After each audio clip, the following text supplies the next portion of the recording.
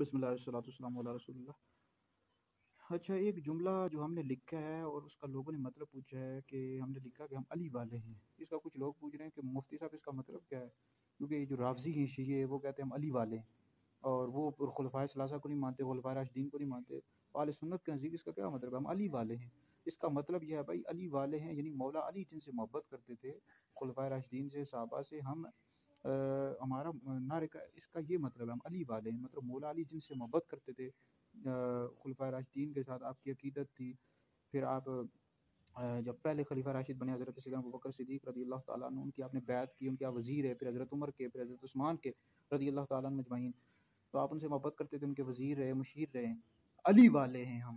تو ہم ایسے علی والے ہیں، یہ ایسے ہی جیسے رافضی شیعہ نعرے لگاتے رہتے ہیں ہم علی والے ہیں، اور خلفائے ثلاثہ کو مانتے کیوں نہیں ہیں، اور صحابہ کو بھی نہیں مانتے، تو ان سے بغض اور کینہ رکھتے ہیں۔ تو یہ اس طرح کا اگر کوئی شخص مولا علی کو مانتا ہے اور خلفائے ثلاثہ سے محبت نہیں رکھتا، ان کو نہیں مانتا، خلافت کو نہیں مانتا، تو ایسا شخص گمراہ ہے۔ اور خلفائے ثلاثہ کی خلافت کو نہیں ماننا، حضرت ابوبکر حضرت عمر کی خلافت، یہ تو کفر ہے۔